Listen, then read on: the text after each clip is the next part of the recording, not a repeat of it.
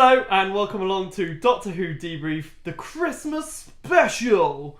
We're back. You right, Chris? No. you look like the picture of health. I am not feeling 100%, but my commitment to Doctor Who Debrief outweighs all lurgy. You sound like Batman. Today our guest is our Christmas tree. With an angel. Careful with that angel. Okay. Great. That's our guest today because it's the Christmas special, even though it's nearly January. Never mind. We all have to have a Christmas break. So we're here today to talk about The Last Christmas, which is the name of the Doctor Who Christmas special 2014. Chris, Hello. overall views on the episode? I thought it was okay. I thought there were parts that were very good, parts that I got kind of bored with. I wasn't a huge fan, but it was passable.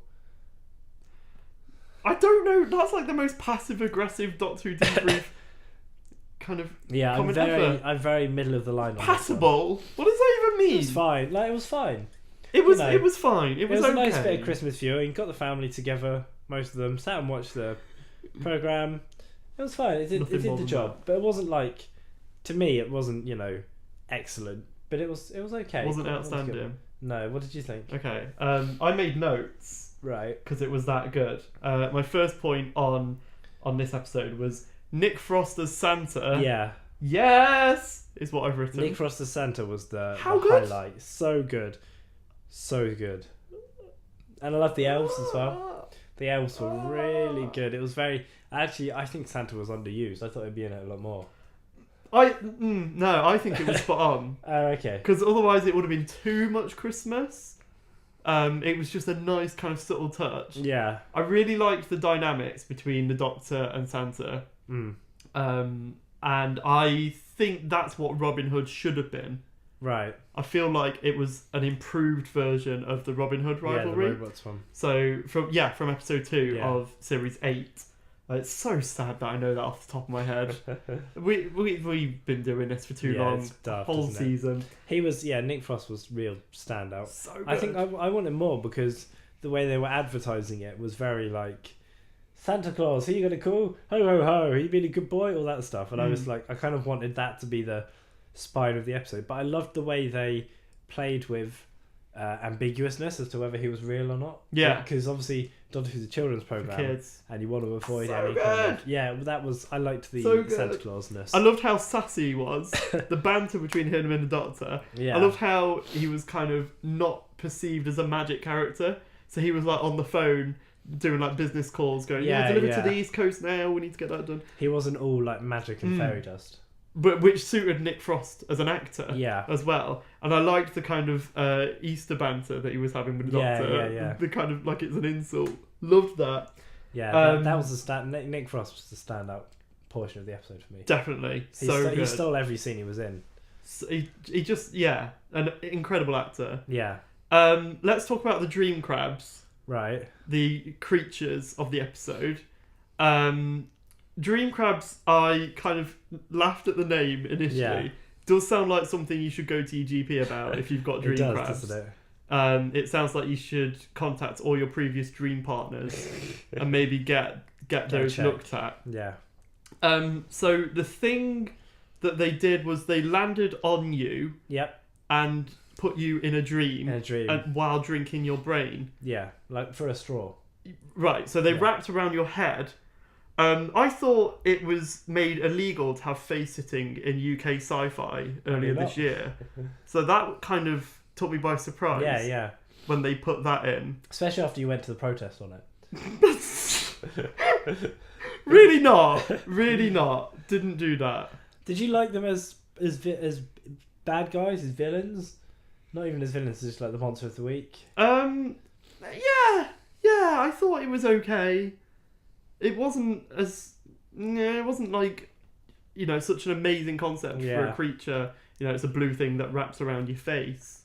But it was okay. It made, it had to happen because otherwise you wouldn't know that they're the patients at the end. They had to hide their identity.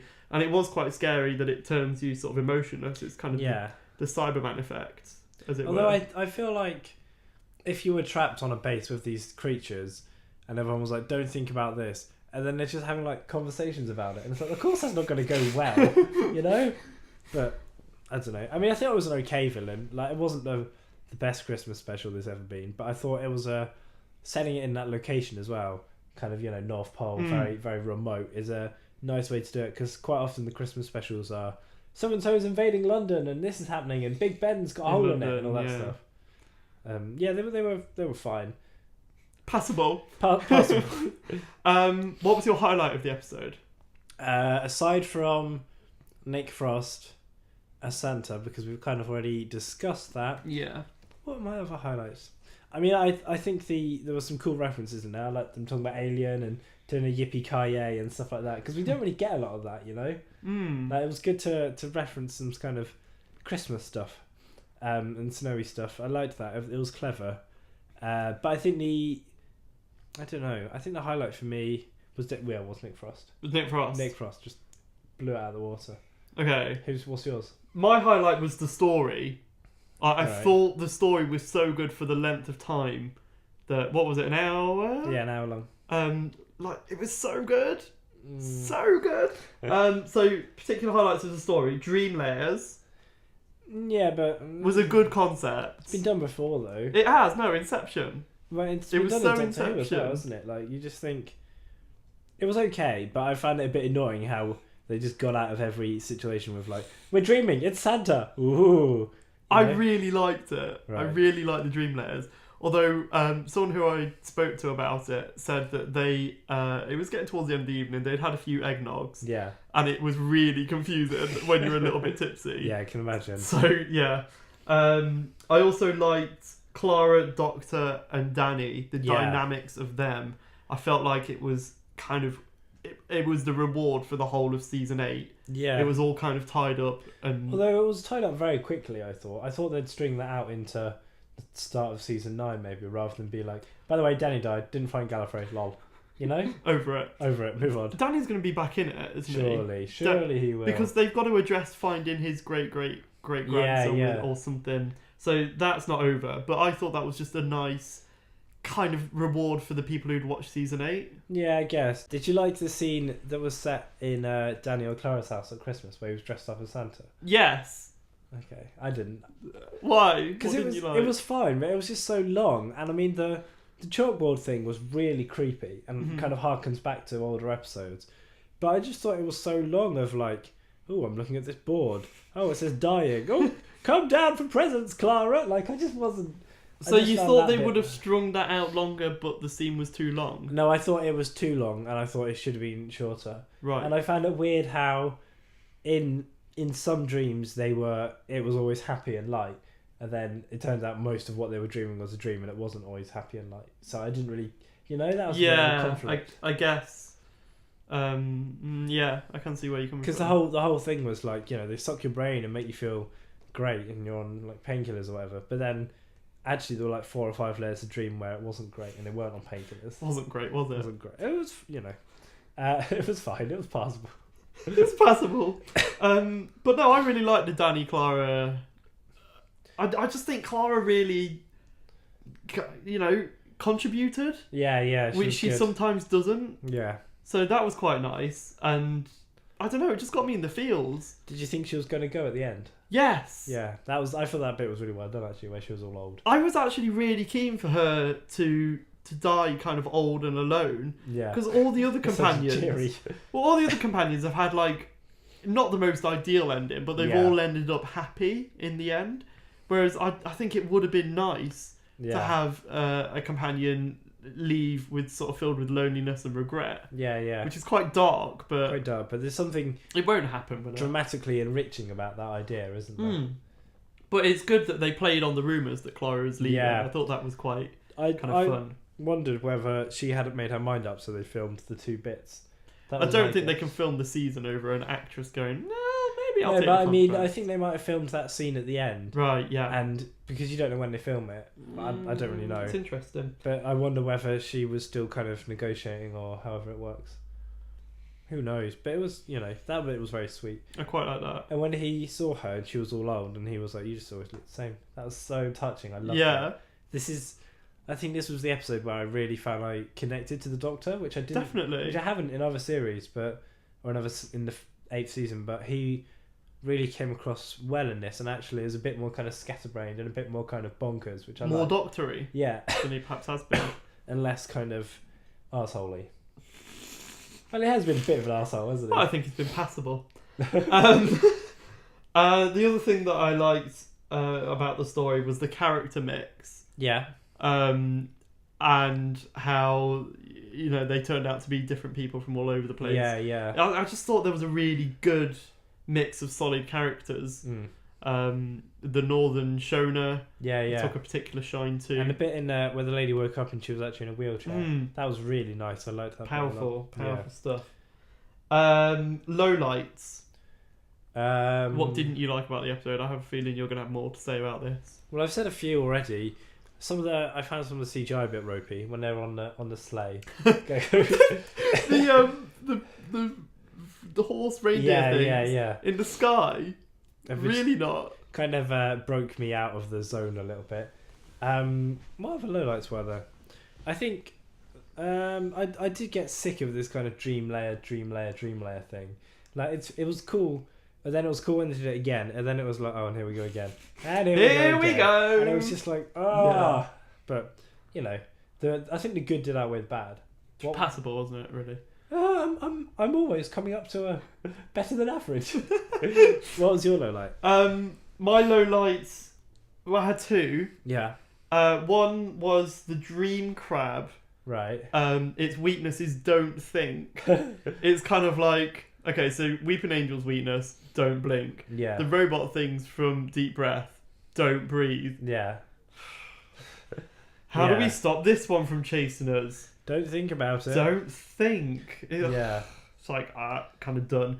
And the fact that they came through the TV screen, like an image of them became itself, that's the angels. It's Weeping Angels again. I think next season we might see a character where it's a bad guy and it's, don't listen to him. And as soon as you listen to him, it's too late and you get snaffled up.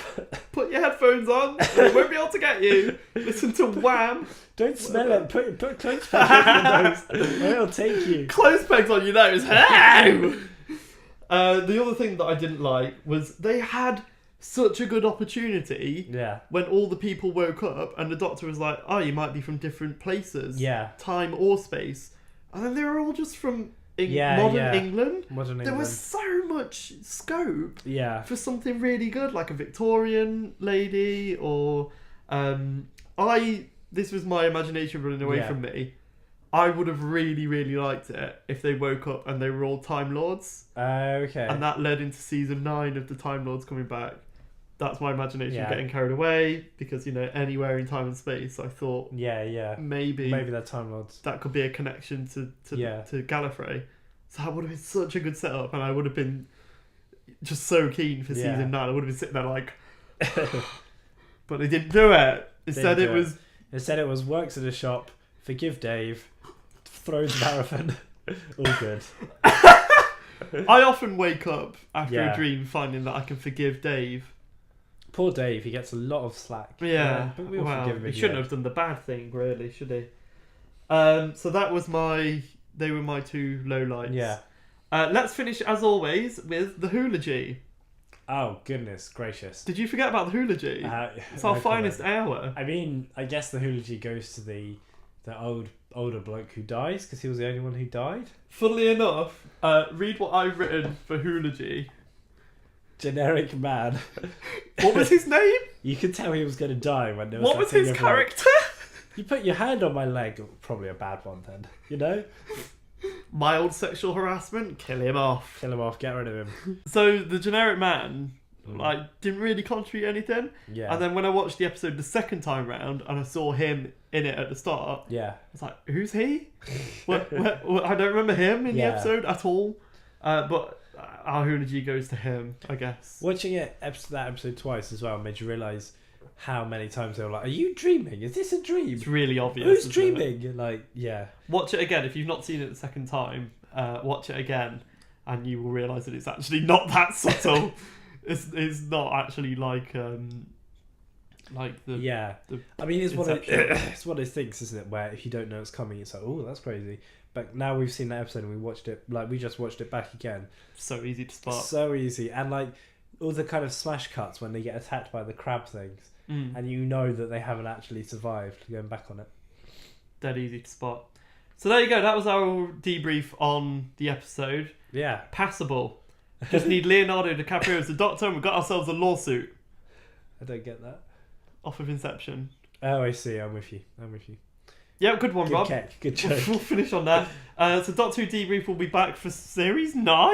Yeah, I mean, I'm surprised when they finished that episode and it said the Doctor and Clara will return. Because they must have cut our names off. I thought they were going to be like, Chris and Rob will return. We'll get commission one day. One day, that's the dream. No, we won't. So we'll probably be back for Season 9. We'll have a production meeting. See what's happening. Possibly. We'll look at the budget. I might have to get rid of you. Oh, cheers then. So thank you very much for watching. Happy Christmas and New Year. Happy Christmas and New Year. And see you in a bit. See you soon. Okay, bye. Bye.